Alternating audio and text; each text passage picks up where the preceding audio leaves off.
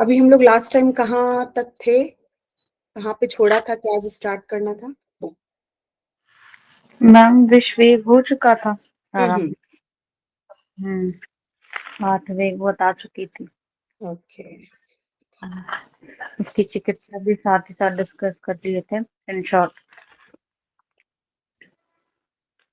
कलाओं में क्रामण देख लिए थे ना, वेग और उसका चिकित्सा, तो उसको क्लिनिकल प्रैक्टिस में हमें कैसे लेना है वो हम लोगों ने समझा था, है ना। Yes ma'am. नेक्स्ट उसी को मैंने आगे कंटिन्यू करने बोला था। Yes ma'am. ओके। मैम वो जो अगत का वर्णन किया गया है किस हाँ हाँ हाँ, इसमें जो मतलब तीनों ही चैप्टर अष्टांग हृदय से हम लोग देखेंगे, ठीक है। अभी हम लोग स्टार्ट करने जा रहे हैं कि विष चिकित्सा जो बताई है अष्टांग हृदय में, डिफरेंट जो कीट हैं उनके, उसमें जैसे सर्प विष, कीट, लूता, मूषक, ये सब का अभी आज के कंटेक्स्ट में हम लोग जो डे टू डे जो प्रैक्टिस है उसमें हम लोग कहाँ कहाँ इसमें जो कॉन्सेप्ट बताए गए हैं उसका यूज करते हैं। इसके पहले हम लोग डिस्कस कर चुके हैं कि जो डिफरेंट कलाओं में जो विष जा रहा है वो हमारे डे टू डे प्रैक्टिस में जो सिम्टम्स हमें देखने को मिलते हैं, तो कॉमन पेशेंट्स में हम वो कैसे समझेंगे और उसके लिए क्या ट्रीटमेंट करेंगे वो हम लोग पूरा डिस्कस कर चुके थे, ठीक है। तो अभी हम लोग जो है दूषी विष का भी कॉन्सेप्ट हम लोग डिस्कस कर चुके थे।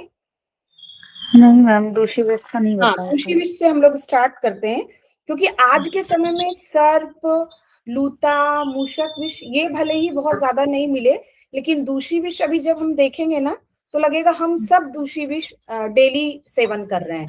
तो चाहे कोई भी कंडीशन हो, कोई भी प्रॉब्लम हो, दूषी विष हमारा एक मतलब ट्रीटमेंट में एक जगह हमें दूषी विष चिकित्सा की देनी चाहिए, मतलब उसको कंसिडर करना चाहिए, है ना। तो अभी हम लोग दूषी विष देखेंगे।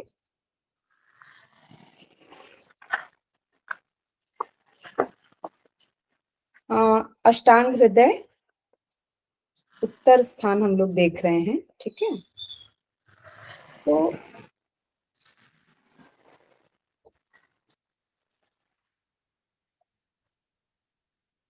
दो तरह के विष, सर्प, लूता, मूषक को छोड़ के डोंट डू बेटा, दूषी और गर विष, ये हमें समझना आज के, क्योंकि ये हम एक तरह से इसको बस एग्जाम के लिए पढ़ के और भूल जाते हैं, लेकिन क्लिनिकल प्रैक्टिस में इसको कैसे यूज करना है पहले समझना होगा। तो दूषी विष है क्या बोल रहा है, दूषी विष के लिए बोला है। अच्छा, इसके पहले एक चीज और कि जो कलाओं में जो विष जा रहा था उसका जो ट्रीटमेंट हम लोग कर रहे थे, तो उसके बाद जो एक बताया है यवागु, जैसे हम लोग चरक इसमें सूत्र स्थान में देखते हैं जो चैप्टर है जहाँ पे अलग अलग डिजीज के लिए यवागु बताई है, मतलब औषधि से पहले आचार्यों का ये कहना है कि एक मिनट बेटा,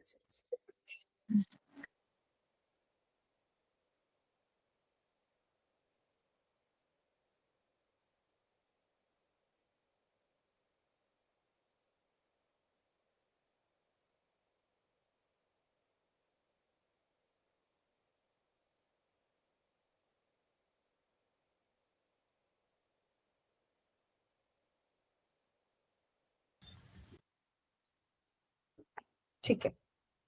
तो जो चरक सूत्र स्थान में भी हम लोग देखते हैं कि औषधियों से पहले जहां पे महाकषाय का वर्णन है उससे पहले यवागु, डिफरेंट टाइप की यवागु आचार्यों ने बताई है। तो वो बताने का उद्देश्य आचार्यों का ये है कि औषध कल्पना से पहले आपको आहार चेंज करना होगा, क्योंकि आहार से ही आपकी बॉडी में जो दोष धातु उनका जो बैलेंस है, जो हम लोग धातु साम्य क्रिया जो चिकित्सा से करते हैं वो जरूरी है। तो वैसे ही यहाँ पे भी जो विष चिकित्सा हम लोग पढ़ रहे हैं उसमें भी आचार्य ने औषधि बताने से पहले यवागु का वर्णन किया है।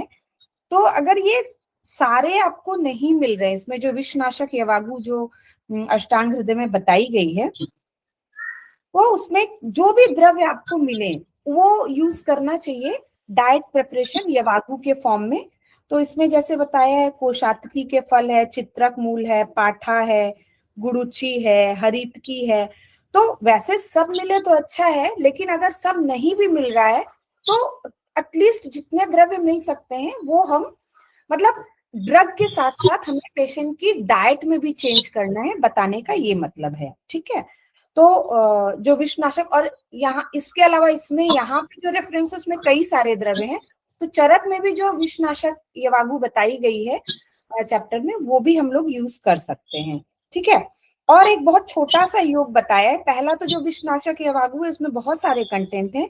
दूसरा जो बताया है हम लोग यूज कर सकते हैं, उसमें बताया है मधुक, मधुक मधुक पद्म केसर चंदन, मतलब महुआ के जो फूल हैं वो, यष्टि मधु, कमल केशर, पद्म केशर और लाल चंदन, ये हम लोग कॉमन, ये मिल जाता है। बहुत ऐसे द्रव्य नहीं है कि जो हमें कलेक्ट करने में मुश्किल होगा, तो ये कॉमन द्रव्य हम लोग यूज कर सकते हैं पेशेंट को यवागु बनाने के खाने के लिए। ठीक है, तो ये हमारी प्रैक्टिस में यूज कर सकते हैं। अब जो है हम लोग दूषी विष, जो दो कॉमन विष है, दूषी विष और गर विष, उसके बारे में समझेंगे। दूषी विष की परिभाषा में आचार्य क्या बोल रहे हैं कि प्रागवात अजीर्ण शीत अभ्र दिवा स्वप्न अहित आसन, मतलब जब पूर्वा हवा चल रही है, पूर्वा हवा जो शीतल होती है, डिफरेंट ऋतुओं में हमारे यहाँ अलग अलग दिशा से हवा बहने को बताया गया है। तो जब पूर्वा वायु है या अजीर्ण है, ज्यादातर इस कैटेगरी में तो हम सब शायद आते हैं कि मंचिंग, जो फ्रीक्वेंट मंचिंग हम कर रहे हैं वो दूषी विष का कारण है। तो अगर आपको आपके पेशेंट में फ्रीक्वेंट मंचिंग, भूख लगी है चाहे नहीं लगी है, और वो कंडीशन में अगर वो पेशेंट खा रहा है, जो 99% आज के पेशेंट्स में आपको देखने को मिलेगा, तो वो सब दूषी विष ले रहे हैं, ऐसा हमें समझना चाहिए। अधिक ठंड के समय आकाश में बादल छाने, मतलब ठंड के टाइम में भी आपको दूषी विष पेशेंट ले रहा है, ऐसा आपको समझना चाहिए। आकाश में बादल छाने पर, मतलब बारिश के टाइम में भी, दिन में सोने पर, अगर आपको हिस्ट्री में ऐसा मिल रहा है कि आपका पेशेंट दिन में सोता है, अहितकर आहार का सेवन करने पर, और भी दूषित होकर रस, रक्त आदि धातुओं को दूषित कर देता है। मतलब अभी दूषित, ये सारे अगर इंडिकेट कंडीशंस आपके पेशेंट में मिल रहे हैं, तो अभी जो आगे दूषी विष बताए जा रहे हैं, आचार्यों ने क्या बताया है दूषी विष के लिए, जीर्ण विषग्नौषधभिः हतं वा दावाग्नि वातप शोषितं वा स्वभावतो वा न गुणैः संयुक्तं दूषी विषाख्याम विषमभ्युपैति।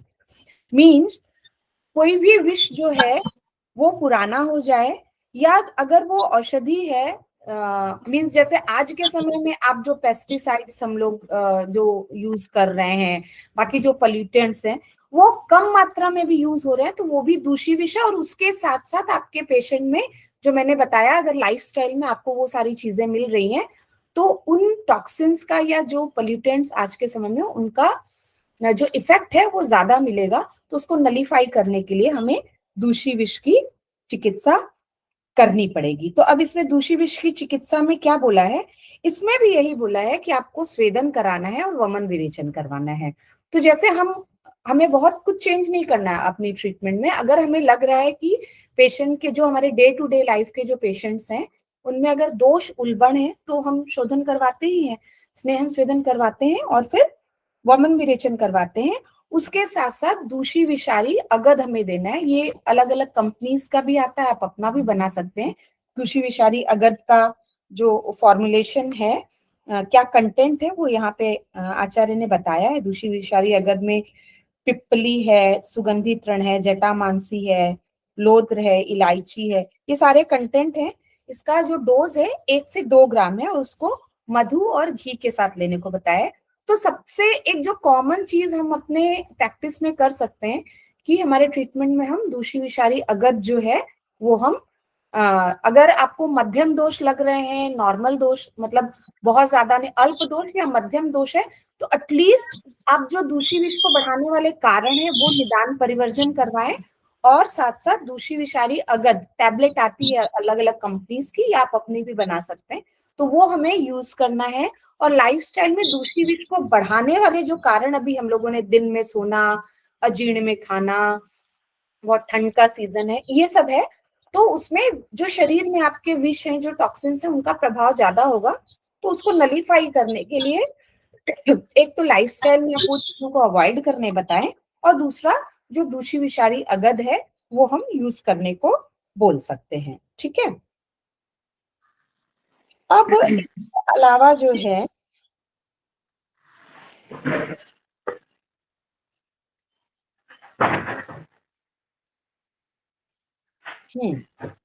अब इसमें देखो कुछ कुछ जो चीजें बताई हैं, अब इसमें आहार विहार फिर से बताया है कि विषवर्धक आहार विहार का कॉन्सेप्ट, तो हमको ये हमारे पेशेंट के डाइट एंड लाइफस्टाइल में इन चीजों को भी अवॉइड करवाना होता है। ये बस ध्यान देना है कि हमारे शरीर में जो भी विष का मतलब सिर्फ सांप का काटा नहीं, बिच्छू का काटा नहीं, जो आज के समय में हम जिसको विष समझ रहे हैं, दूषी विष की कैटेगरी में जो चीजें हमने डिस्कस की, उन चीजों को और कौन कौन सी चीजें बढ़ाती हैं, तो फिर से आचार्य उसको बता रहे हैं। शुद्ध तृष्णा, घर्म, दौर्बल्य, क्रोध, शोक, भय, श्रम। अब यहाँ पे देखो, खाने पीने की चीजों से ज्यादा हमारा फिजिकल और मेंटल फैक्टर जो है वो हमारे बॉडी में जो भी टॉक्सिन्स हैं उसको बढ़ाते हैं, या हमारी बॉडी में जो भी ऐसी चीजें हैं जो शायद हमारे लिए हार्मफुल ना हो, लेकिन अगर ये चीजें हमारे लाइफस्टाइल में या मेंटल फैक्टर्स ये अगर अवेलेबल हैं तो उन चीजों का इफेक्ट ज्यादा होगा। तभी एक ही चीज, जैसे होता है ना कि एक ही घर में या एक ही कम्युनिटी में कोई इंसान सब सेम चीज खा रहे हैं, लेकिन किसी को उसके बैड इफेक्ट आ रहे हैं, किसी को नहीं आ रहे हैं। क्यों? क्योंकि ठीक है आहार सबका सेम है, लेकिन जो उसका विहार है और जो उसका मानसिक भाव है, वो उस विष का कितना टॉक्सिक इफेक्ट किसी की बॉडी पे पड़ेगा, वो फैक्टर उस चीज पे डिपेंड करता है। तो वो क्या क्या फैक्टर हैं? फिर वही चीज, भूख, जैसे हमारे यहाँ जो अधारणीय वेग बताएं कि क्षुधा का वेग धारण नहीं करना, लेकिन साथ ही साथ आपको अजीर्ण में खाना भी नहीं है, मतलब युक्त आहार, समय पे आहार, मात्रावत आहार, ये हमारे पेशेंट को हमें बताना ही पड़ेगा। ये नहीं कि हेल्दी है तो आप वो कितनी भी मात्रा में खा लो, हमें युक्त आहार और समय से आहार और आहार विधि विशेषायतन में जो नियम बताए गए हैं उसका भी हमें हमारे पेशेंट को नॉलेज देना होगा, इंस्टेड ऑफ कि ये हेल्दी है आप इसको खा लो, है ना। हेल्दी चीज इस बात पे आयुर्वेद पे डिपेंड करती है कि वो उस व्यक्ति की अग्नि कैसी है, उसकी प्रकृति कैसी है, उस आहार का प्रकृति कैसा है, और उसको लेते समय क्या मेंटल स्टेटस है और किस नियम से उसको खाया जा रहा है। ठीक है, तो ये सारी चीजें मतलब बहुत, जिसको कहते हैं ना कि अंशांश कल्पना के साथ में हमें डाइट भी एडवाइस करनी है, ना कि सिर्फ ड्रग। ठीक है, तो शुद्ध तृष्णा, घर्म, घर्म मीन्स बहुत धूप से, ठीक है, दुर्बलता, शरीर की दुर्बलता से, मेंटल फैक्टर, क्रोध, शोक, भय, अधिक परिश्रम। अब अधिक परिश्रम सोचो आज के समय में तो कहें तो नहीं, सब सिटिंग जॉब वाले हैं, लेकिन अधिक परिश्रम का मतलब अगर आप जिम में जाके हैवी वर्कआउट भी करते हो तो वो भी आपके बॉडी में जो टॉक्सिन्स हैं, जो विष की तरह काम करने वाले हैं, लॉन्ग टाइम में वो उस चीज के इफेक्ट को बढ़ा देगा। तो ये भी हमें हमारे हिस्ट्री में पूछना जरूरी है कि हैवी जिम या हैवी एक्सरसाइज अगर कर रहे हैं तो वो हेल्दी के बदले नुकसान कर सकता है। अजीर्ण फिर से बताया, पित्त तथा वात दोष का बढ़ना। तो पित्त और वातवर्धक जितने भी निदान हैं, आहार चाहे विहार चाहे मानसिक भाव, वो सब आपके बॉडी में जो भी टॉक्सिन है या जो बहुत कम अमाउंट में है लेकिन वो उसके इफेक्ट को बढ़ा देंगे। ठीक है, बाकी और भी चीजें जो बताई है आप अभी उसको नहीं भी अगर मानो, अब हाथी की दहाड़, चूहे का शब्द, ये सब चलो हमें नहीं मिलता है, लेकिन बाकी जो फैक्टर मिलते हैं वो हम समझ सकते हैं और वो हमारे पेशेंट में उसका हम ध्यान दे सकते हैं।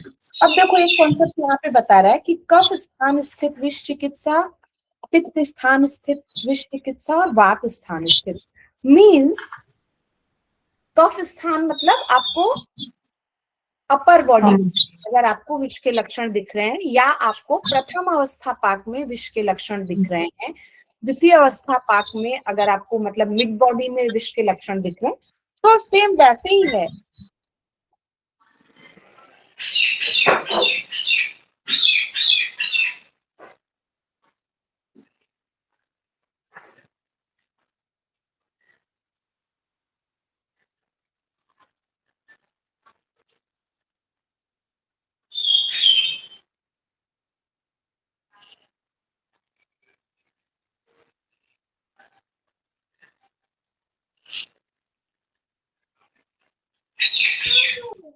हाँ, तो इसमें भी वही चीज है, जैसे कफ पित्त और वात का जो चिकित्सा कर रहे हैं, मीन्स बहुत अलग आपको कुछ नहीं करना है, जो हम करते हैं वही करना है, लेकिन ये चीजें विष को भी बढ़ाती है, ये कॉन्सेप्ट हमें दिमाग में रखना है, ठीक है।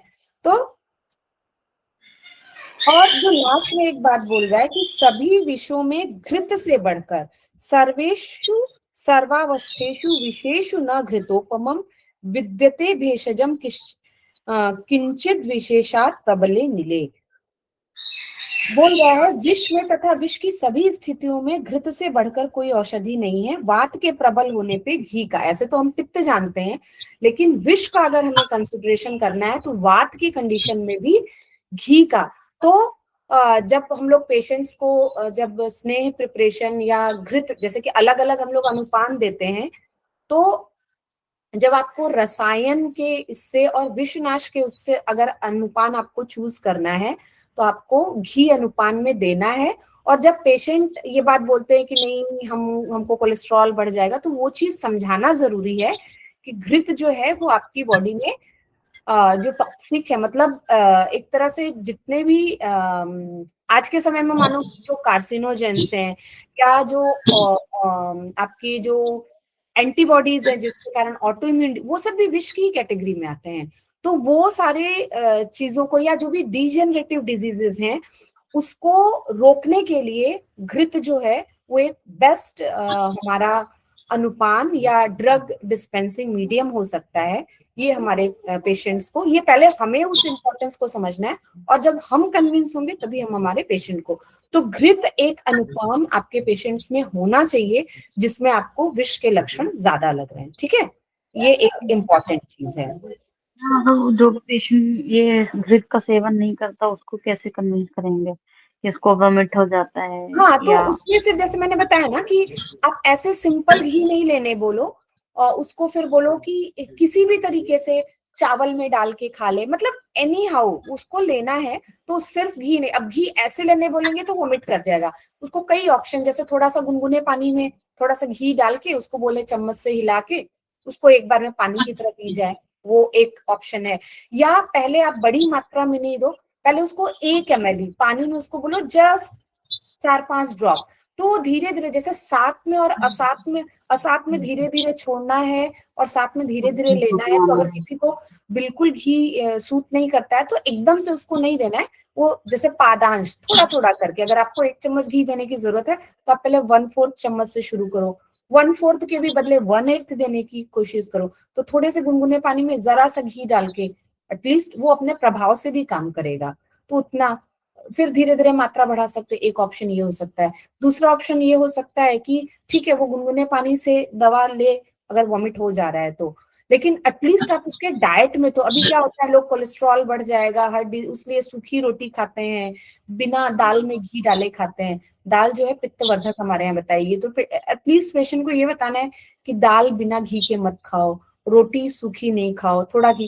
तो ठीक है आप ड्रग के अनुपान फॉर्म में नहीं दे रहे हो, लेकिन किसी भी फॉर्म में घी जाना शुरू तो हो, और फिर धीरे धीरे एकदम ही नहीं वो कर पा रहा है तो आप उसको बोलो कि एक रोटी का जो आटा है उसमें आप घी जैसे पानी के साथ घी डाल के वो रोटी ही बना लो और उसको ही खाओ।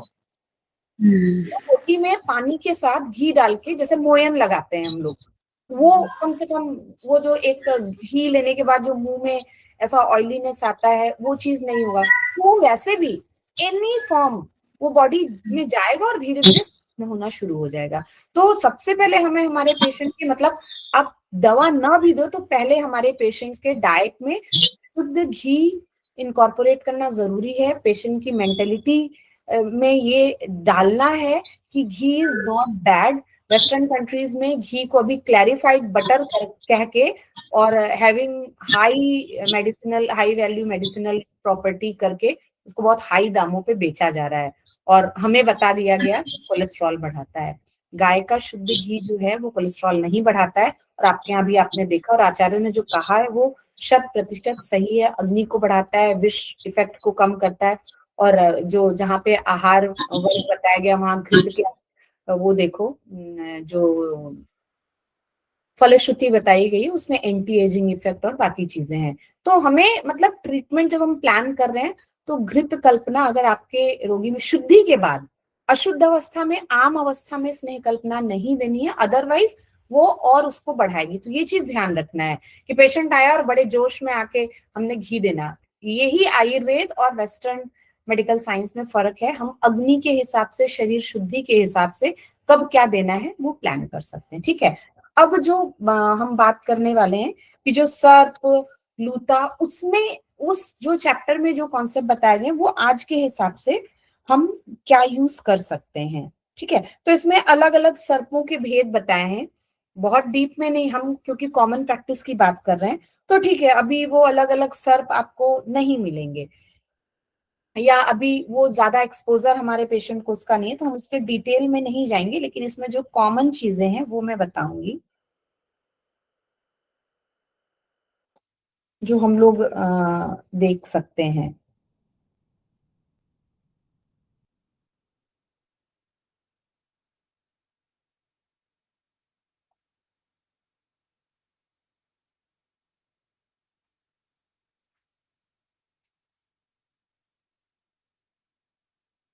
हाँ, एक ये बहुत इंपॉर्टेंट कॉन्सेप्ट आया है, ये ठीक है सर्पविष में यूज किया जाता रहा होगा, लेकिन हमें भी ये ध्यान रखना है, हृदयावरण कॉन्सेप्ट जो है, मींस जो हमारे त्रिमर्म है ना, हृदय,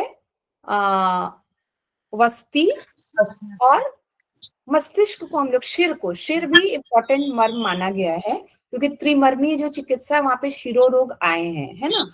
तो अगर कहीं भी कोई इमरजेंसी कंडीशन है या कोई भी क्रॉनिक डिजीज है, तो हमें जो उस डिजीज का जो ट्रीटमेंट है हम वो देंगे, लेकिन साथ में हमें अपने जो तीन मर्म है, ऐसे भी देखो तो वेस्टर्न मेडिकल साइंस में भी किडनी फेल नहीं होनी चाहिए, किडनी अगर फेल हो गई तो पेशेंट, ये तो हमें उसको बचाना होता है, कार्डियक फंक्शन को मेंटेन करना होता है और ब्रेन फंक्शन को मेंटेन करना होता है।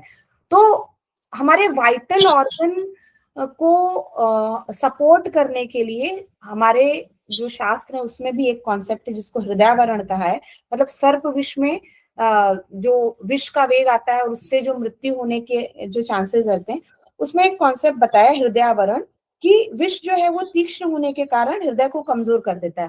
तो ये जरूरी नहीं है कि सर्प विष के, ये हर जगह आप लगा सकते हो, कि कोई भी तीक्ष्ण, जैसे जो लोग बहुत तीक्ष्ण आहार विहार का सेवन कर रहे हैं, या अभी के ही समय में कोई ऐसा पॉइजन इनटेक किया हुआ पेशेंट आ गया, या अगर आप इमरजेंसी डील नहीं भी कर रहे हो, तो ऐसी कोई भी कंडीशन जहां पे आपको लग रहा है कि हार्ट पे बैड इफेक्ट, या कोई ऐसी मेडिसिन जिसका साइड इफेक्ट आपको मालूम है कि हार्ट पे पड़ रहा है या होता है, और लेकिन वो पेशेंट को देना जरूरी है, भले ही वो वेस्टर्न मेडिसिन हो, तो उसके साइड इफेक्ट को काउंटर एक्ट करने के लिए भी आयुर्वेद हेल्प कर सकता है, अगर वो वेस्टर्न मेडिसिन देना जरूरी है और उसके साइड इफेक्ट को वो लोग नहीं रोक सकते, लेकिन हम हृदयावरण का कॉन्सेप्ट यूज करके अपने हार्ट के फंक्शन को प्रोटेक्ट कर सकते हैं। तो यहाँ से ये कॉन्सेप्ट लेके हम पेशेंट पे यूज कर सकते हैं। तो उसमें बताया है कि हृदयावरण के लिए भी क्या बोला है कि घी या घी मधु को मिलाकर देना चाहिए, और अगर औषध भी घी में मिलाकर देना चाहिए। तो कुछ भी नहीं है तो घी और शहद हम अगर थोड़ी मात्रा में, बराबर मात्रा में नहीं देना है, विषम मात्रा में, अगर हम रेगुलर, मानो 1 चम्मच भी हमने अगर हमारे पेशेंट को बता दिया, अगर वो मानो कोई ऐसी, अब कोई वेस्टर्न मेडिसिन ले रहा है, वो कार्डियक पेशेंट है, नहीं वो कार्डियक नहीं सॉरी, मानो कोई और भी डिजीज है जिसका वो पेशेंट है और उसके लिए वो दवाई लेना जरूरी है, लेकिन मालूम है, क्योंकि बहुत सारी ऐसी दवाइयां वेस्टर्न मेडिसिन में है कि भाई ये रोग ठीक करती है, लेकिन इसका साइड इफेक्ट हार्ट पे पड़ता है या अदर ऑर्गन पे पड़ता है, और वो पेशेंट आ गया कि भाई इसका साइड इफेक्ट है, लेकिन इस दवा के बिना हमारा काम नहीं चल सकता, तो क्या आपके पास कोई ऐसी दवाई है जिससे हमारा हार्ट स्ट्रांग रह सके, इस दवा का साइड इफेक्ट हार्ट पे ना आए। तो ये हमारे आचार्यों का ये जो कॉन्सेप्ट है, घृत मधु का जो कॉन्सेप्ट है, वो हम यूज कर सकते हैं। बहुत स्पेशलाइज है तो फिर वो उसके हिसाब से अगद देखना पड़ेगा, लेकिन एज जनरल, क्योंकि ये लेक्चर हम लोग एक जनरल प्रैक्टिस के लिए बात कर रहे हैं, तो कुछ भी ना समझ में आए तो उसको घी और शहद का विषम मात्रा में, और या तो फिर जो हृदय औषधियां हैं, उसको आप घृत उससे साधित करके और उसको मधु के साथ में आप दे सकते हो। वो लॉन्ग टर्म यूज के लिए बता सकते हैं। जो यहाँ पे सर्प विष, मतलब सर्प विष कितना तीक्ष्ण होता है, तो जब ये उस पे काम करता है तो ये बाकी भी किसी भी कंडीशन में काम करता है, ये कहने का मतलब। इसका प्रैक्टिकल एग्जाम्पल जो है वो जमदग्नि सर ने अपने लेक्चर में बताया था। वो बता रहे थे कि किसी स्टूडेंट का फोन आया और कोई पॉइजन इनटेक का पेशेंट उनके पास आ गया था, और वो लोग आईसीयू में भी काम करते थे। तो वो किसी भी तरीके से उसका वाइटल अब मेंटेन नहीं हो रहा था, मतलब बीपी बहुत फॉल करने लगा, मतलब हार्ट पे उसका वो कार्डियोटॉक्सिक ही कोई पॉइजन था। तो सब वो लोग मॉडर्न से कर चुके थे, तो उन लोगों को कुछ नहीं समझ में आया। तो वो जो सर के स्टूडेंट थे वहां पे, उन्होंने सर को फोन किया कि सर आयुर्वेद से कुछ कर सकते हैं क्या, क्योंकि सर का बहुत मिराकुलस ट्रीटमेंट रहता है। तो अब सर शायद बोले कि रात में फोन आया तो एकदम से उनको भी, क्योंकि भाई पेशेंट सामने नहीं हो रहे, एकदम से क्या बताएं, पेशेंट का बीपी एकदम फॉल हो रहा है। तो सर ने बोला कि उसको भरपेट, सर ने शहद भी नहीं बताया, सर बोले कि राइल्स ट्यूब से जितना उसको घी दे सकते हो, क्योंकि पेशेंट तो मर ही रहा है, तो ठीक है ट्रायल ही करना है। तो सर ने बोला कि उसको राइल्स ट्यूब से कम 200 ml घी दे दो। और वो उन्होंने दे दिया कि ठीक है, पेशेंट तो ऐसे भी जाना है वैसे भी जाना है, तो एक ट्रायल ही की। ये वाला हृदयावरण वाला कॉन्सेप्ट सर ने याद करके बोला। और वो अपना भी सारा ट्रीटमेंट जो करना था, वो लोग इमरजेंसी ट्रीटमेंट कर रहे थे, लेकिन सर बताया कि, और सर ये बता के फिर सो गए। और सुबह फिर उनका जो सर के स्टूडेंट थे उनका फोन आया कि फिर वो ही देने के बाद, मतलब विद इन जैसे ही वो एब्जॉर्ब होना घृत शायद शुरू हुआ, और वो पेशेंट का वाइटल फिर मेंटेन होना शुरू हुआ, और वो पेशेंट बच गया। तो सर का ये कहने का मतलब था कि हमारे शास्त्र में जो चीजें कही गई हैं वो विश्वास के साथ हमें यूज करना चाहिए, और उसका रिजल्ट इतना मिराकुलस भी होता है। बस हमें वो मतलब सही कंडीशन चूज करके देना है। वो क्या पॉइजन था वो भी नहीं मालूम था, क्योंकि वो क्या लेके आया नहीं मालूम, लेकिन बताया कि उसका इफेक्ट हार्ट पे जा रहा है और सारा मतलब कार्डियक फंक्शन शट डाउन हो रहा है। तो सर ने वही हृदयावरण चिकित्सा करके घृत 200 ml राइल्स ट्यूब से दिलाया, और वो पेशेंट आधे घंटे में रिवाइव होना शुरू हुआ। तो ये है कि आप आयुर्वेद में कहीं का भी कॉन्सेप्ट, मतलब अब ये हम सोचे कि ये सर्प विष में बताया है और हमारे पास तो सर्प विष के पेशेंट नहीं आएंगे, तो हम इसका क्या यूज करें, ये सिर्फ मैंने इसलिए बताया। तो ये जब सर कोई भी टॉक्सिक चीज जो हार्ट पे बैड इफेक्ट डाल रही है, अगर ये केस सही हो सकता है, तो जो थोड़ा थोड़ा हार्ट पे बैड इफेक्ट डाल रही है, तो हम थोड़ा थोड़ा घी देंगे तो निश्चित रूप से सही होगा। ये हमें विश्वास करके देना चाहिए, क्योंकि ये लिखा है तो प्रूवन है। ठीक है, तो एक ये बहुत इंपॉर्टेंट कॉन्सेप्ट था जो मुझे शेयर करना था। उसके अलावा एक तंडुलियक अगद आया है, मींस जो द्रव्य के नाम पे अगर कोई औषधि का योग का नाम है, तो मींस वो उसमें मेन इंग्रेडिएंट है। तो तंडुलियक किसका, चौराई का पर्याय है ना। तो अगर ऐसा हमें लग रहा है कि कोई पेशेंट जिसमें आपको ऐसे लक्षण दिख रहे हैं कि विष के हैं, तो कम मात्रा में ही, मतलब आपको कंडीशन देखना है अग्नि कैसा है।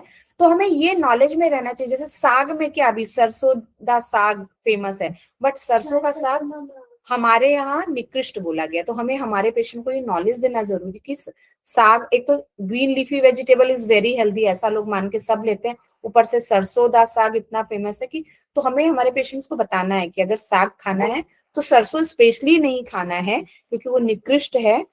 चौराई विषहर है, तो चौराई का साग हमें हमारे पेशेंट्स को बताना चाहिए। उसके अलावा भतुआ भी श्रेष्ठ बताया है, तो भतुआ चौराई हमारे यहाँ अच्छा बताया, तो वो हम बता सकते हैं। इसके अलावा इसमें और जो है,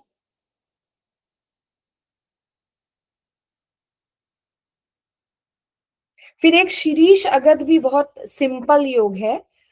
शीरीष के जो बीज होते हैं सफेद मरीच होता है, तो ये हम लोग बना सकते हैं, है ना। तो इसको हर तरीके से बोला है। तो ये सर्प विष कहने का मतलब जितने भी तीक्ष्ण विष हैं उसमें हम लोग यूज कर सकते हैं। तो जैसे चौराई हो गया, शीरीष हो गया, ये हम हमारे पेशेंट्स में बता सकते हैं। ठीक है, फिर एक बहुत और जो है बिलवादी अगद, बिलवादी गुटिका भी जो है वो सर्प विष में बहुत अच्छी ट्रीटमेंट बताई गई है। तो जैसे दूषी विषारी गुलिका है, वैसे ही बिलवादी गुलिका भी बहुत सारे अच्छी कंपनीज की आती है। तो हम हमारे पेशेंट्स में बिलवादी गुलिका और दूषी विषारी अगत तो कम से कम यूज कर ही सकते हैं। बाकी और स्पेसिफिक अंशांश कल्पना करके बाकी भी जो शास्त्रों में बताया वो यूज करें, लेकिन कॉमन प्रैक्टिस में हम दूषी विषारी और बिलवादी गुड़ी का यूज कर सकते हैं। ठीक है मैम, तो इनमें से कोई भी मिले हम पेशेंट को लिख सकते हैं, चाहे आ, बिलवा। मतलब वही है कि जैसे अगर आपको दूषी विष लग रहा है, तीक्ष्ण विष है, तो बिलवादी गुड़ी का, है ना। जैसे कोई एक्यूट कंडीशन आपको लग रही है, अब जैसे कोई बैक्टीरियल इन्फेक्शन है, मानो एक्यूट हुआ बैक्टीरियल या वायरल, तो वो भी तो विष की ही तरह ना, बॉडी में जो एंटीजन एंटीबॉडी कॉम्प्लेक्सेस बन रहे हैं जो वो है, तो वो भी तो वो तीक्ष्ण विष है ना। एक्यूट कंडीशन में बिलवादी गुलिका दे सकते हैं, और जो आपको क्रॉनिक जो कंडीशन है उसमें आप दूषी विषारी यूज कर सकते हो। समझ में आई बात। जैसे तो कोई पेशेंट आता है, मतलब उसको कंप्लेन अगर 2 महीने से कम लग रही है कि हाँ ये प्रॉब्लम आ रही है, तो उसमें हम बेलवादी को टीका चलाएंगे। और क्रॉनिक कंडीशन में दो दूषी विष, महीने से ज्यादा। दूषी विष हाँ। का जो परिभाषा बताया है, लॉन्ग टर्म से अगर आपको ऐसा लग रहा है कि वो निदान सेवन उसका ऐसा है। बिलवादी में मतलब आपको कोई बाह्य कारण दिखेगा, है ना, इंसेक्ट बाइट हो गया, या वही मॉस्किटो बाइट हो गया, है ना, या कोई बैक्टीरियल इन्फेक्शन है, तो as a common rule bacterial viral ये सब उसमें बिलवादी दे देना चाहिए, उसमें एक्यूट विष हुआ ना। और जो लॉन्ग टर्म से आपको लग रहा है कि वो उसके आहार विहार निदान ऐसे हैं जो दूषी विष की तरह काम कर रहे हैं, तो उसमें दूषी विषारी दे देना चाहिए एज अ कॉमन रूल, ऐसा आप कर सकते हो। ठीक है, इसके अलावा प्लस वही कि आपको आहार विहार बताना पड़ेगा पेशेंट को। ठीक है, फिर जैसे इसमें देखोगे दिव्य औषधियों में बताया है बहुत सारी, लेकिन वो मिलती नहीं है, तो जो एक मिल सकती है हमें वो है इसमें मॉक्टिक। तो ठीक है, आप मोती पहनना ना बताओ, लेकिन यहाँ से आपको एक ये मिल सकता है कि जो भी तीक्ष्ण विषय है उसमें मोती, क्योंकि मुक्ता पिष्टी जो है वो शीतल होती है और वो हृदय पे भी अच्छा काम करती है, तो आप ऐसे ऐसे कंडीशन में आप मुक्ता पिष्टी आप यूज कर सकते हो। यहाँ से एक रेफरेंस हमें ये मिल सकता है कि अगर आपको लग रहा है कि कोई एक्यूट ऐसा वो है और आपको हार्ट को प्रोटेक्ट करना है, वैसे तो स्वर्ण बेस्ट बोला गया है, लेकिन यहाँ पे क्योंकि दिव्य औषधि धारण, तो धारण मतलब बाहर से भी आप धारण करो या अंदर भी धारण करो, तो मोती मुक्ता जो है वो सर्पविष में बताया है। सर्पविष का मतलब आप तीक्ष्ण विष ले सकते हो, तो मुक्ता भी आप ट्रीटमेंट के समय अपने कंसिडरेशन में रख सकते हो। ठीक है, अब जो है कीट लूटा जैसे वाला चैप्टर है। और बताया गया है, हाँ? मतलब दिव्य औषधि के अलावा, मतलब जो मॉक्टिक के उसमें अलावा और स्वर्ण। ऐसी है जो अभी मिलती नहीं है, तो मैं इसलिए उनका नाम ले रही हूँ। पुनर्नवा बोला है जो कॉमन है, बस मैं वही बता रही हूँ। तो उसमें जैसे मैम माणिक मुझे बताया, बताइए, हाँ। स्वर्ण का स्वर्ण मार्कशीट की स्वर्ण कुछ बता रही थी। नहीं, स्वर्ण बेस्ट तो विषनाशक स्वर्ण को बोला गया है ना। लेकिन अगर अक्यूट केसेस हो तो मॉक्टिक का। हाँ, शीत होता है, स्वर्ण उष्ण होता है, हम्म। स्वर्ण उष्ण है, और मुक्ता जो है वो शीत होता है। तो अगर तीक्ष्ण विष आपको लग रहा है तो आप वहां एक्यूट कंडीशन में मुक्ता आप यूज कर सकते हो। ठीक है, उसके अलावा अगर हम ये काष्ठ औषधियों की बात करें, तो जो कॉमन मिलने वाली है उसमें पुनर्नवा ही है, पुनर्नवा, और आया है मानसी, आया है जो मंडूकपर्णी या ब्राह्मी के लिए हम ले सकते हैं। तो मंडूकपर्णी या ब्राह्मी जो है और पुनर्नवा ये दोनों ही कॉमन मिलती हैं, तो एक्यूट जो कंडीशन है उनमें हम ये कंसिडर कर सकते हैं, लेकिन ये तब के लिए है जब हम बहुत स्ट्रॉन्ग डायग्नोसिस बना रहे हैं। अगर हम कॉमन, हमको बहुत अभी ये नहीं है, तो हम दूषी विषारी बिलवादी दिमाग में रखेंगे, प्लस जो आहार विहार जो बताया है वो हम बताएंगे, प्लस मधु और घृत। इतना इस चैप्टर से जो कंक्लूडिंग जो पॉइंट्स है, इतना भी अगर हम निकालें तो हमारे डे टू डे प्रैक्टिस में, बाकी तो स्पेसिफिक के लिए बहुत कुछ है, लेकिन अभी क्योंकि हम कॉमन प्रैक्टिस की बात कर रहे हैं, तो ये 4 5 6 पॉइंट जो हैं वो इस चैप्टर से हम यूज कर सकते हैं। ठीक है, अब जो है कीट लूटा वाला जो चैप्टर है, इसमें आप जो मैं अब ठीक है, बिच्छू वाले पेशेंट हमें नहीं मिलेंगे, मकड़ी के भी नहीं मिलेंगे, लेकिन इसमें कीट लूटा जो है ये सब आपके 6 पैर वाले, उसमें मॉस्किटो बहुत कॉमन है, ठीक है। तो उसका जो वो है वो हमें यहाँ पे मिल सकता है। तो हम इसमें से क्या यूज कर सकते हैं? अब देखो इसमें कीट लूता वाला जो चैप्टर है उसमें श्लोक नंबर 17, 18, 19, उसमें वातज विष के लक्षण, पित्तज विष के लक्षण, कफज विष के लक्षण।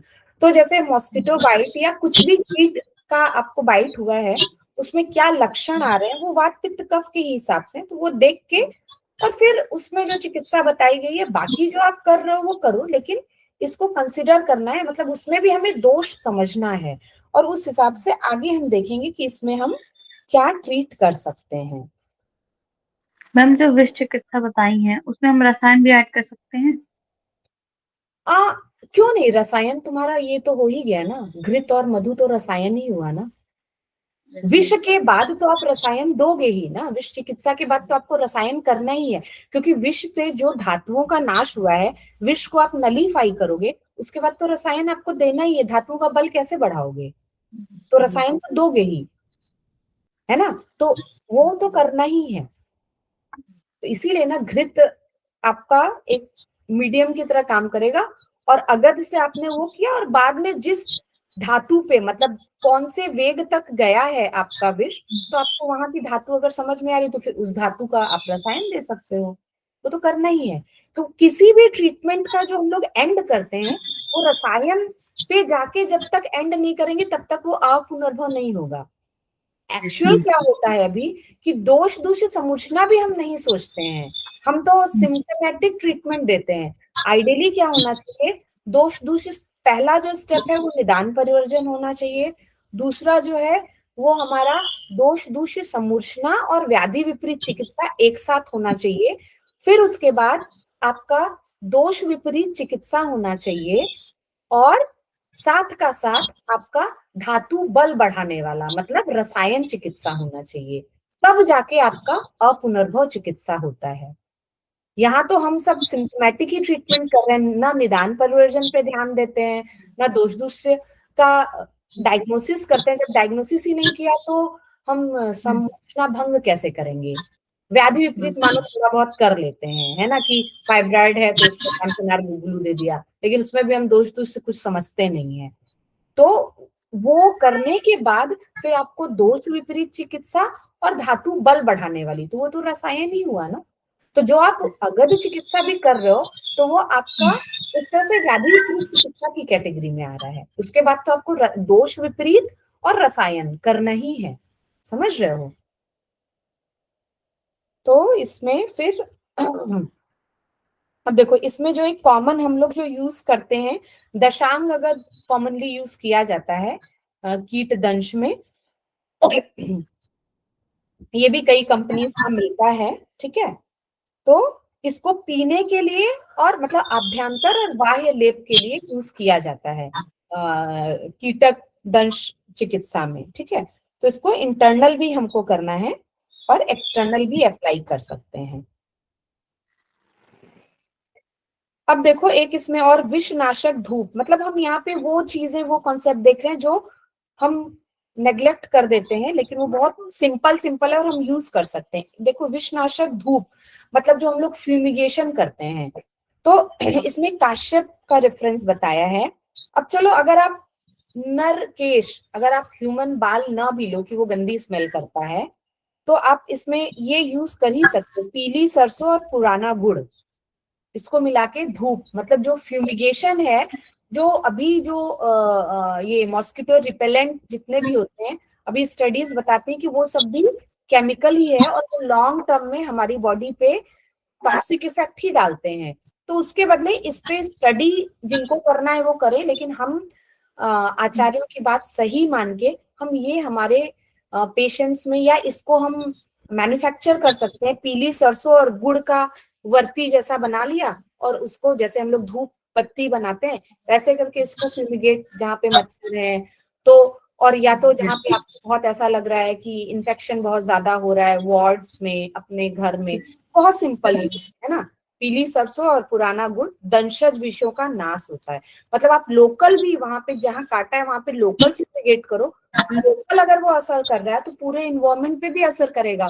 और कीटक विष में बताया है, तो ये हम जैसे जहाँ पे मॉस्किटो या जैसे जो डेंगू वाला जो सीजन आता है उसमें हम ये कर सकते हैं, ठीक है। तो एटलीस्ट जो अभी जो केमिकल मॉस्किटो रिपेलेंट आ रहे हैं वो भी एक तरह से दूषी विष जैसा ही हमारी बॉडी में लॉन्ग टर्म में काम करेंगे, तो उसके बदले आप ये यूज करके देख सकते हो, करना चाहिए हमें, ठीक है। तो ये एक बहुत अच्छा है। दूसरा जो बताया दशांग अगर हम लोग यूज कर सकते हैं, करते हैं, ठीक है। उसके अलावा जो है और बहुत सारी ऐसी चीजें जो आपको थोड़ा लगेगा कि नहीं हम ये कैसे यूज करें, तो हाँ बोलो। क्रॉनिक, ये जो इंसेक्ट बाइट वाला पेशेंट है, अगर क्रॉनिक कोई पेशेंट मतलब बहुत पहले उसको हुआ हो पेशेंट, और फिर अगर हम बहुत दिन बाद फ्यूमिगेशन के लिए करें नहीं, लोकली। लोकल तो इसलिए कि सिम्टम अगर है वहां पे वो दंश की पीड़ा और वो हटाने के लिए इन्होंने यहाँ लोकल धूप देने के लिए बताया है। लेकिन मैं उसका एक दूसरा पहलू बता रही हूँ कि अगर वो लोकल उस दंश के इफेक्ट को नलीफाई करता है, तो अगर आप उसको अपने इन्वायरमेंट में ऐसे fumigation as a fumigating agent use करो, तो वो कीट के विष को खत्म करेगा ना, मतलब उसको वो कीट के ऊपर असर डालेगा ना। Yes ma'am. जैसे सर बताते हैं, जमदग्नि सर बताते हैं कि जैसे जब डेंगू का सीजन आता है या ऐसा जहाँ पे मलेरिया का बहुत वो है, तो अगर वहां के लोगों को आप सीजन आने के 1 महीने पहले से इसमें भी एक आएगा चंपकादी अगर, अगर वो खिलाना शुरू कर दो तो मॉस्किटो काटेगा, लेकिन उससे मलेरिया नहीं होगा। सर अपने पेशेंट्स पे ये यूज करता है और सर का अपना एक्सपीरियंस है, तो शास्त्र से ही देख के उन्होंने कहा है। तो हम भी कर सकते हैं कि भाई ऐसा सीजन, ऐसा एरिया जहाँ पे सीजन आने पे मलेरिया या डेंगू होने का बहुत चांस है, तो वहां पे ये हम फ्यूमिगेट करने को बोल सकते हैं। ठीक है, आप पूरे सोसाइटी में मत बोलो, लेकिन जो अगर आपके पास कोई आया है, ऐसा बहुत सारे लोग कि हमें उसके बदले कोई आयुर्वेदिक ऑप्शन चाहिए, तो ये एक ऑप्शन आपके पास मालूम रहना चाहिए आपको, है ना। और चंपकादी अगर आसानी से आप बनवा सकते हो और वो अपने पेशेंट्स को कम से कम खाने के लिए बोल सकते हो। भाई जो बचना चाहता है, ठीक है, आप पूरे सोसाइटी में मत बांटो, लेकिन आपको आपके पास मालूम तो होना चाहिए कि हमारे आयुर्वेद में ये भी है। हम लोगों को पता ही नहीं कि अगर से भी हम इतना कुछ कर सकते हैं, जो शायद बहुत सिंपल है लेकिन इतना इम्पोर्टेंट है कि अगर आप वो बताओगे अपने पेशेंट को तो मतलब उसके मिराकुलस रिजल्ट होते हैं, ठीक है। तो ये मेरा कहने का मतलब है इसमें। बहुत सारी चीजें हैं जो आपकी नहीं, हम ये तो नहीं कर सकते, तो मैं भी उन चीजों को नहीं ही बोल रही हूँ, लेकिन जो हम कर सकते हैं एकदम इजीली, अभी सिर्फ हम उन्हीं कॉन्सेप्ट्स को यहाँ पे डिस्कस कर रहे हैं, है ना। अब लूता की चिकित्सा में नहीं बताने जा रही हूँ, लेकिन अब देखो ये चंपक अगर यहीं पर आया है, अब इसमें देखो क्या क्या है, बहुत सिंपल कंटेंट है। हरिद्रा, दोनों हरिद्रा, हरिद्रा दारू हरिद्रा, पतंग मंजिष्ठा तगर नागकेशर, एकदम कॉमन द्रव्य है। आप इसको चूर्ण बनाओ और मधु और घी के साथ लेने बोलो अपने पेशेंट को, है ना। तो ये पद्मकादी अगद से, जैसे इसके पहले पद्मकादी अगद बताया है, तो इसकी फलश्रुति में बोला है अशेष लूता कीटा नाम अगदह सार्व कार्मिकः, मतलब ये जो पद्मक अगद है इसका लेप, नस्य, पान, ये सभी लूताओं और कीटक विष में किया जा सकता है। और चंपकादी अगद में बोला है कि ये पद्मक अगद से भी ज्यादा इफेक्टिव है। तो मतलब चंपकादी अगद इतना सिंपल कंटेंट है, हम लोग ये हमारे पेशेंट्स में यूज कर सकते हैं। और जैसे जो मलेरिया प्रोन एरिया है वहां पर अगर कोई है जो वहां पे विजिट करने वाला है, या कोई ऐसा पेशेंट जो चाहता है कि नहीं हम प्रिवेंटिव एस्पेक्ट से हम कुछ चाहते हैं, आयुर्वेद में कुछ है क्या कि मलेरिया हमको हो ही ना, है ना, तो उसको आप 1 महीने पहले से ये खाने बोल दो, तो अगद है बाकी भी चीजों में फायदा करेगा और आपका जो मॉस्किटो से जो चीजें हैं वो आपको बचाएगा, ठीक है। तो ये बहुत सिंपल है, हम इसको यूज कर सकते हैं। इसके अलावा देखो बहुत एक और अच्छी चीज है, वमन और विरेचन योग बताया है। तो इसमें भी वही कि अगर आपका क्रॉनिक, अगर ऐसा कुछ आपको हिस्ट्री मिल रहा है, जैसे आपने बताया कि पहले का काटा हुआ है और उसके लक्षण अभी मिल रहे हैं, जैसे चिकनगुनिया के पेशेंट्स में, चिकनगुनिया कितने दिनों पहले हुआ लेकिन अभी भी ज्वाइंट पेन है, तो ज्वाइंट पेन है मतलब क्या हुआ, ज्वाइंट पेन मतलब हमारे शाखाओं में वो विष चला गया है। तो शाखागत विष को की चिकित्सा क्या है? शाखागत को पहले कोष्ठ में लाना है, तो स्नेहन स्वेदन करवाओ, और फिर उसको जहां जिस तरफ, मतलब ऊपर के भाग में वो दोष आ गए हैं तो आप ऊपर से निकालो, नीचे आ गए हैं तो नीचे से, या आपको लग रहा है दोनों तरफ है तो आप लघु वमन और लघु विरेचन दोनों दे दो। तो जैसे चिकनगुनिया के पेशेंट्स हैं तो उनमें मॉस्किटो बाइट तो कितने दिन पहले हुई, लेकिन ज्वाइंट पेन क्रॉनिक 6-6 महीने 8-8 महीने, तो उनमें फिर आप क्या कर सकते हो कि स्नेहन स्वेदन करा के लघु वमन, तो जो शाखा के दोष हैं वो पहले स्नेहन स्वेदन से कोष्ठ में आए, और कोष्ठ में ऊपर जो आए आपके आमाशय में जो आए वो आप लघु वमन से निकाल दो, और जो नीचे है वो आप लघु विरेचन से निकाल दो। तो वो पेशेंट, चिकनगुनिया के पेशेंट का जो ज्वाइंट पेन है वो आपका किसी पेन किलर से नहीं जा रहा है। और आयुर्वेद में भी जो हम पेन किलर सोचते हैं, ज्वाइंट पेन हो रहा है तो हम सोचेंगे महायोगराज गुगलू दे दें, ये वो कुछ नहीं फायदा करेगा, क्योंकि वो विष जन्य है और वो शाखागत विष है। तो शाखागत विष को पहले आपको कोष्ठ में लाना है और उसको शरीर में, उसको आप पचाने के लिए कुछ नहीं दे सकते हो। तो वो चिकनगुनिया वाले पेशेंट्स में हम लघु वमन और लघु विरेचन अगर दें तो उसका रिजल्ट अच्छा मिलेगा। ये यहां से पढ़ के हम ऐसा इन्फरेंस निकाल सकते हैं, समझ रहे हो?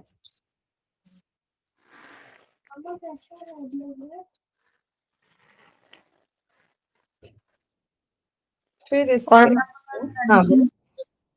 मेडिसिन के लिए अगर हम उसे पेशेंट को बोला तो चंपक आदि अगर काम करेगा।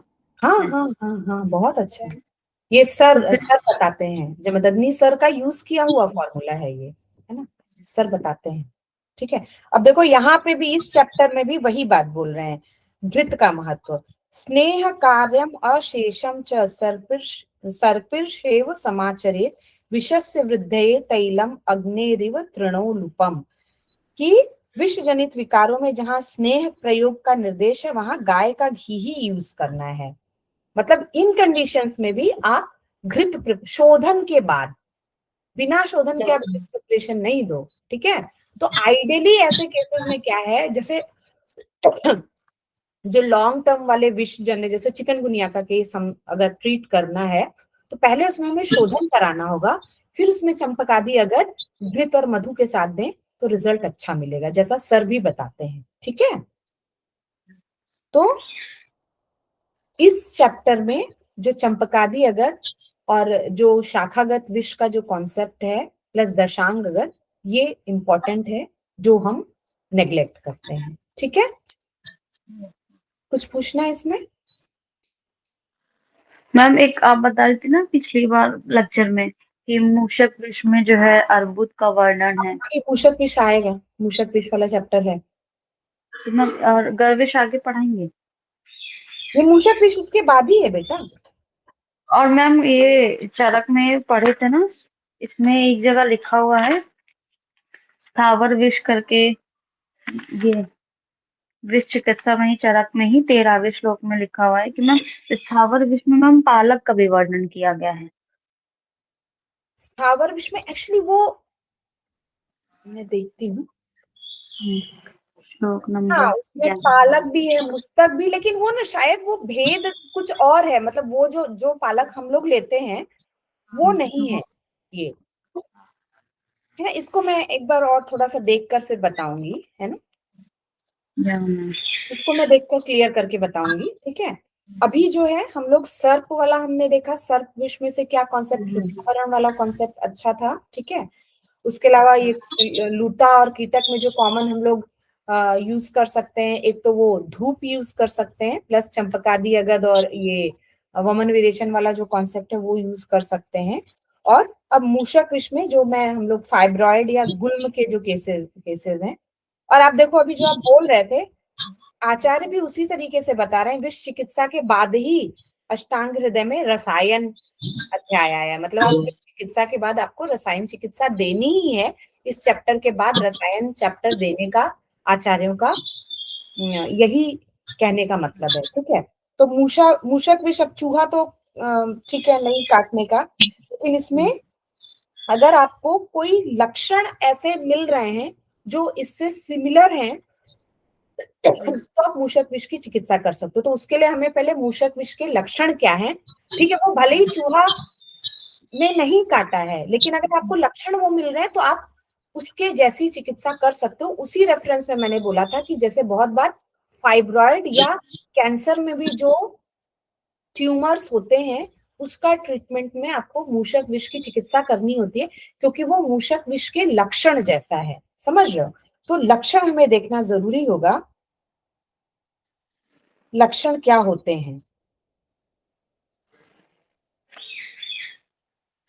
यद अंगम अंगैस्तास अश्रे दूषिते पांडुताम गते, बता रहा है कि चूहे का जो विष है बोल रहे शुक्र में होता है विष उनके, ठीक है।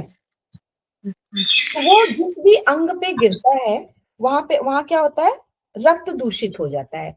तो आप इसको चूहे का विष ना भी मानो, मतलब कोई भी विष जो रक्त को दूषित करता है, और वहां जो है वो अंग जो है वो पांडु सफेद हो जाता है, ठीक है। उसके अलावा ग्रंथया, वहां ग्रंथि पड़ जाती है। तो ऐसी कोई भी कंडीशन अगर आपको दिख रही है तो वो कंडीशन हमें कैंसर के भी पेशेंट्स में दिखती है। हम लोग जैसे जो गायनी के पेशेंट्स देख रहे हैं वो फाइब्रॉइड के कंडीशन में दिखता है, फाइब्रोडेनोमा ब्रेस्ट में भी दिखता है। तो अगर सारा ट्रीटमेंट हमने कर लिया और उससे रिजल्ट नहीं आ रहा है तो मूषक विष भी हमें कंसिडरेशन में लेना चाहिए, भले ही उसको चूहे ने काटा है चाहे नहीं काटा है। और या तो आप हिस्ट्री में देखो, हो सकता है आपको वो हिस्ट्री में मिल जाए, मतलब इस चीज को एक दिमाग में रखना है।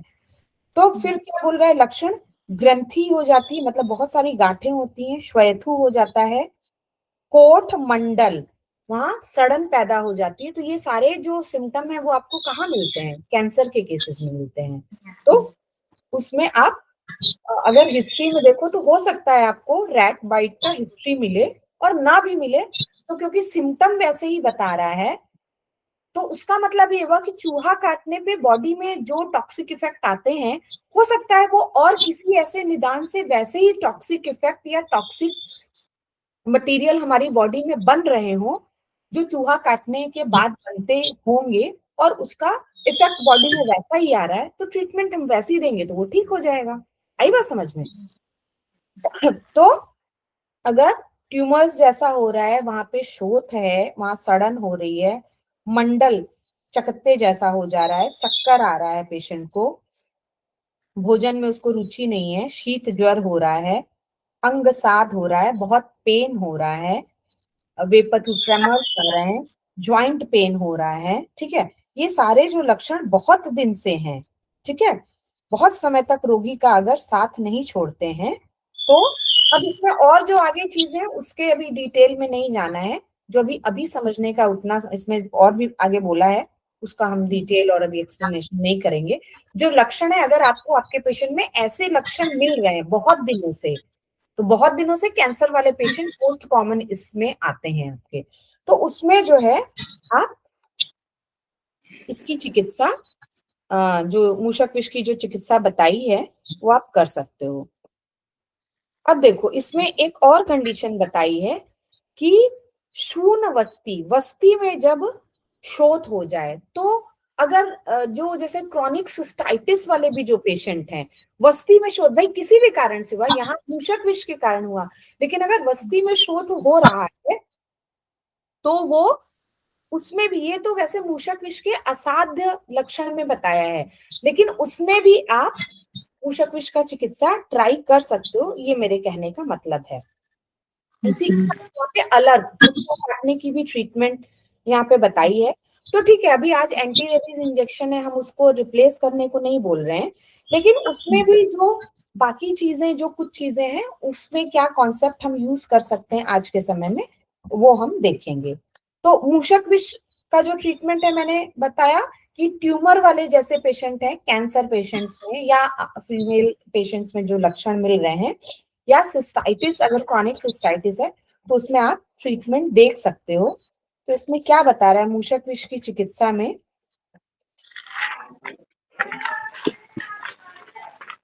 रक्त मोक्षण ही बता रहा है, और उसके अलावा वमन बताया है। मीन्स इन कंडीशंस में भी जैसे जो कैंसर के पेशेंट्स हैं, और इसमें भी विष मतलब कुछ द्रव्य विशेष बताए हैं, तो उसका आप वमन विरेचन मतलब शोधन आपको करना है, ठीक है। और जैसे घृतपान बताया, फिर क्वाथ में आप सिंधुआर, है ना, और तगर, शिग्रू, बिल्वमूल, पुनर्नवा, ये सारी चीजें हम यूज अपने, मतलब बाकी हम और ट्रीटमेंट करें लेकिन अपने ट्रीटमेंट में हम इसको हम यूज कर सकते हैं। ठीक है,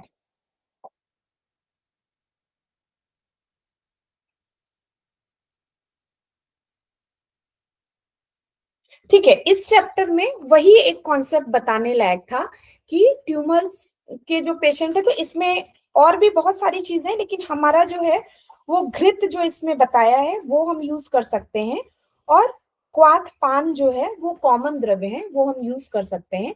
लेकिन ऐसा नहीं कि सिर्फ यही, जैसे जो भी हमारा मानो फाइब्रॉइड यूट्रस का पेशेंट है उसमें हम बाकी अपना जो हम स्त्री रोग में हमने जो कॉन्सेप्ट बताए वो हम यूज करेंगे, लेकिन एक ड्रग ये भी हम, अगर किसी भी तरीके से आराम नहीं मिल रहा है तो इसको भी हम इंक्लूड कर सकते हैं संशोधन के बाद में विष की किसी भी चिकित्सा में। तो इसीलिए जब फाइब्रॉइड यूट्रस या फाइब्रोडेनोमा के जो पेशेंट्स होते हैं उनमें हम लोग इसीलिए शोधन से ही शुरू करते हैं, भले ही वो लघु वमन और लघु विरेचन करना हो। समझ में आई बात? तो ऐसे करके विष चिकित्सा के क्या कॉमन कॉन्सेप्ट हम लोग अपनी कॉमन प्रैक्टिस में यूज कर सकते हैं, अलोंग विद डाइट, लाइफस्टाइल, और जो कॉमन ड्रग हैं और जो कॉमन कॉन्सेप्ट है, प्रिवेंटिव एस्पेक्ट हैं, जो डिफरेंट इंसेक्ट बाइट वगैरह की कंडीशन में, और अलग अलग डिजीज में जो लक्षण आ रहे हैं उसमें जो विष की कलाओं के क्रामण की जो चिकित्सा सी, वो सारा कुछ हमको हमारे दिमाग में रखना चाहिए। दूषी विष का कॉन्सेप्ट हमेशा हमें हमारे दिमाग में रखना चाहिए। ये सारी चीजें हमने यहाँ पे समअप की हैं। ठीक है, तो इससे रिलेटेड कुछ अगर है क्वेश्चन तो बताओ, और नहीं तो फिर हम लोग नेक्स्ट जो हम ब्लीडिंग वाले जो पेशेंट्स, क्योंकि अभी ये भी जो पार्ट है ये हमने हमारे हैवी ब्लीडिंग फीमेल पेशेंट्स में जो डिफरेंट कॉज से होती है उसमें लिया है। तो क्योंकि ब्लड गिरना मतलब किसी भी मार्ग से रक्त आना वो भी विष के कारण हो सकता है, उस चीज को समझने के लिए हमने ये विष चिकित्सा का उस नजरिए से वो चीजें हमने ली। तो मानो अगर हमारी हैवी ब्लीडिंग वाली पेशेंट है या इररेगुलर ब्लीडिंग वाली पेशेंट है तो उनमें हमें दूषी विष का भी कॉन्सेप्ट हमें लेना है। साथ में भाई हैवी ब्लीडिंग की पेशेंट है तो उसको पहले मॉस्किटो बाइट की हिस्ट्री है जिसके कारण उसके शरीर में विष है, और उसके कारण मतलब पहले उसको चिकनगुनिया हुआ, ज्वाइंट पेन हुआ, और उसी विष, क्योंकि वो शाखागत विष हो गया है और उसके कारण उसको फिर अभी ब्लीडिंग, उस विष के प्रभाव के कारण उसको ब्लीडिंग शुरू हुई है। तो वो अश्रिकदर नहीं होके हमें पहले उसका दूषी विष का चिकित्सा, फिर रक्त पित्त का चिकित्सा, फिर रसायन चिकित्सा करना होगा, ना कि सिर्फ अश्रिकदर का चिकित्सा। ये यहाँ पे जो ब्लीडिंग पीवी पेशेंट्स जो कंप्लेन करके आते हैं उनमें विष चिकित्सा हमें कैसे समझना है, मतलब उनमें जो स्वतंत्र और परतंत्र व्याधि का जो कॉन्सेप्ट है, तो उसमें जो हम जो ब्लीडिंग पीवी की कंप्लेन लेके आई है वो उसकी सेकेंडरी डिजीज है, वो उसकी परतंत्र डिजीज है। मेन डिजीज क्या हुआ, उसका कीटक दंश हुआ। तो हम यहाँ पे अश्रित दर मान के बिना हिस्ट्री लिए और उसको सिर्फ ब्लीडिंग पीवी मान के पहले की उसकी प्रीवियस हिस्ट्री लिए बिना अगर हम उसको ट्रीट करेंगे तो चाहे उसको कितना भी अशोक का रिष्ट, लोध्रासव, पुष्यानुक चूर्ण देते रहो वो ठीक नहीं होगी, अनलेस एंड अनटिल कि हमने उसकी हिस्ट्री में कीटक दंश की हिस्ट्री ली है, हमने उसकी कीटक दंश की चिकित्सा की, शोधन के बाद फिर हमने ये चिकित्सा की, तो वो ठीक हो जाएगी। आई बात समझ में?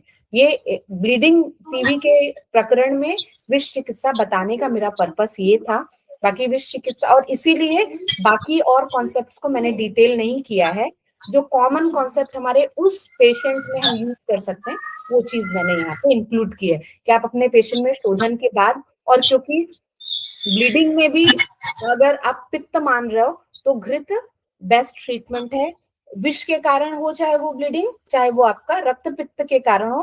तो मतलब यहाँ पे उसका जो अश्रिक दर है वो तीसरी डिजीज भी हो सकती है, पहले उसको कीटक दंश हुआ हो जिसके कारण उसको ज्वर हुआ हो, तो वो संप्राप्ति फिर दो तरफ गई, ज्वर के बाद रक्तपित्त बना और साथ में कीटक जो विष है वो विष की तरह फिर दूषी विष की तरह एंटर कर गया, तो दो संप्राप्ति बनी, एक दूषी विष और दूसरा रक्त पित्त। वो रक्त पित्त फिर अधोग रक्त पित्त की तरह उसको गर्भाशय से निकल रहा है, जिसको हम अश्रिक समझ के ट्रीट करने की गलती करेंगे। तो अगर आपने पहले हिस्ट्री अच्छे से ली है तो आपको हिस्ट्री में मिलेगा कि उसको बुखार आया था, बुखार उसको मॉस्किटो बाइट के साथ या शिवरिंग के साथ आ रहा था, तो आपको समझ में आएगा कि अच्छा उसको कीटक दंश हुआ, फिर उससे उसको ज्वर और साथ में कीटक विष उसके शरीर में गया। जो कीटक विष है वो लॉन्ग टर्म में दूषी विष की तरह काम किया, और वो जो ज्वर था, ज्वर सही से दीन दोष हो गए तो वो रक्त पित्त बना। तो अभी जो हमें ब्लीडिंग दिख रही है वो ज्वर के कारण, रक्त पित्त के कारण भी ब्लीडिंग दिख रही है, और जो कीटक विष है, दूषी विष जो है वो लॉन्ग टर्म में विष की तरह काम कर रहा है और उसके कारण भी ब्लीडिंग हो रही है। ठीक है, तो जो वो ब्लीडिंग है, बोल दो एक बार, ये भी क्लास ले रही है, तो वो जो ब्लीडिंग है वो दो कारण से है, ज्वर के रक्त पित्त में कन्वर्ट होने के कारण और दूषी विष से ब्लीडिंग, वो विष के प्रभाव से के कारण। समझ रहे? तो ऐसे करके इस कॉन्सेप्ट को हमने यहाँ पे इंक्लूड किया है। आगे हम अभी अम्ल पित्त और पांडु का I think concept bleeding PV के पेशेंट्स में कैसे समझना है, और फिर लास्ट में ज्वर, हम ज्वर के साथ फिर सबको कंबाइन करेंगे। ठीक है।